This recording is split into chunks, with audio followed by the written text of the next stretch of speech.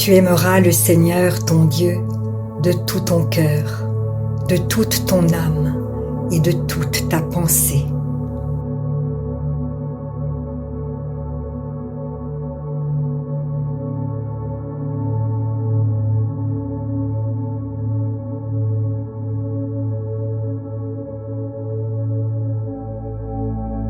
Tu chercheras l'Éternel ton Dieu, et tu le trouveras si tu le cherches de tout ton cœur et de toute ton âme.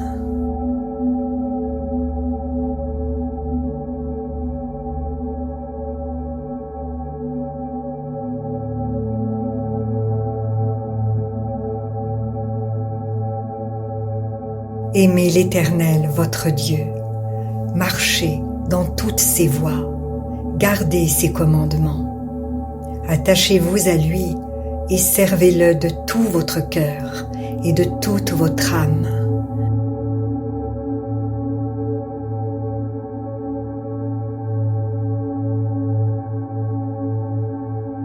J'espère en l'Éternel de toute mon âme, et je m'attends à sa promesse.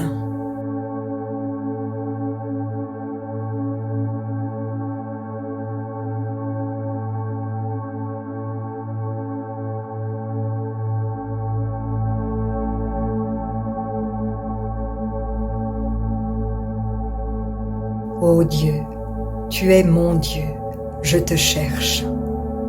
Mon âme a soif de toi, mon corps soupire après toi, dans une terre aride, desséchée, sans eau.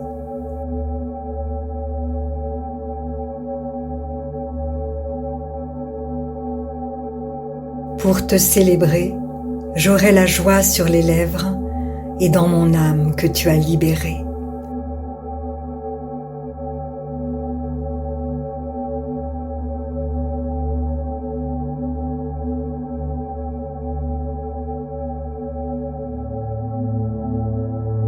Que servira-t-il à un homme de gagner le monde entier s'il perd son âme? Ou que pourra donner un homme en échange de son âme?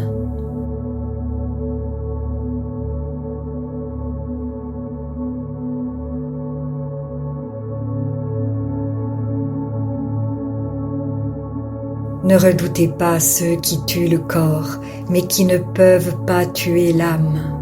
Redoutez plutôt celui qui peut faire périr l'âme et le corps en enfer.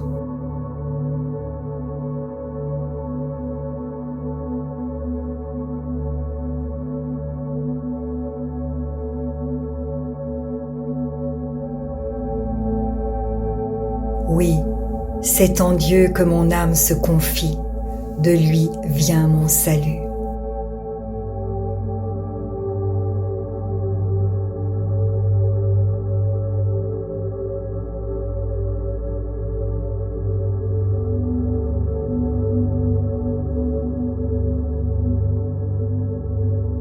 Pourquoi être abattu, mon âme, et pourquoi gémir en moi? Espère en Dieu, car je le louerai encore. Il est mon salut et mon Dieu.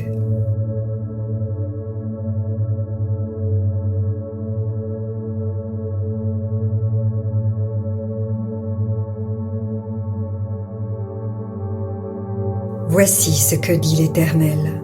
Placez-vous sur les chemins, regardez, et renseignez-vous sur les pistes qui ont toujours été suivies. Quelle est la bonne voie? Marchez-y, et vous trouverez le repos pour votre âme.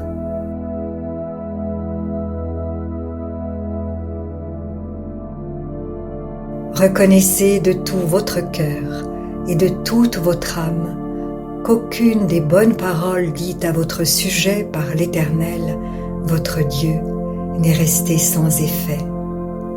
Toutes se sont réalisées pour vous. Aucune n'est restée sans effet.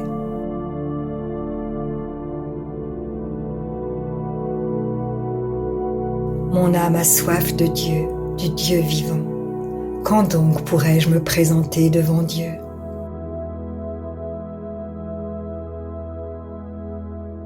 Bénis l'Éternel, mon âme. Que tout ce qui est en moi bénisse son saint nom.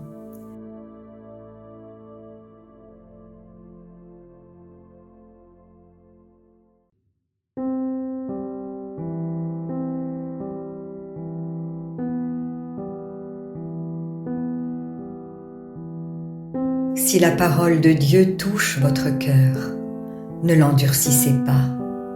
C'est Jésus qui se manifeste. Il vous dit, « Voici, je me tiens à la porte et je frappe. Si quelqu'un entend ma voix et ouvre la porte, j'entrerai chez lui. Je souperai avec lui et lui avec moi. » Alors, si vous n'avez pas encore fait de Jésus votre Sauveur et votre Seigneur personnel, vous pouvez maintenant le faire. Déclarez à haute voix et d'un cœur sincère, « Père, je te remercie, parce que tu as envoyé Jésus-Christ, mourir sur la croix pour mes péchés, et tu l'as ressuscité des morts. Je désire, du plus profond de mon cœur, recevoir ce pardon et être racheté par le sang de Jésus. Je t'accueille maintenant, Jésus, comme mon Seigneur et mon Sauveur. Je renonce désormais au péché et je veux te suivre tous les jours de ma vie. Au nom de Jésus. Amen.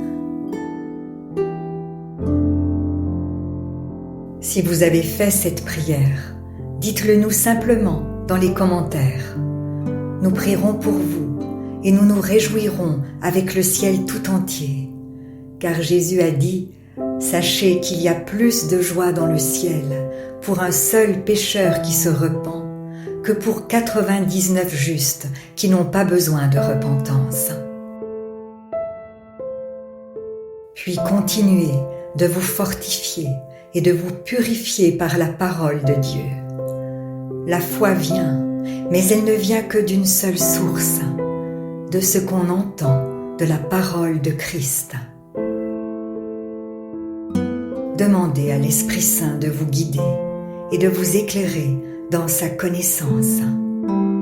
Il vous conduira dans toute la vérité.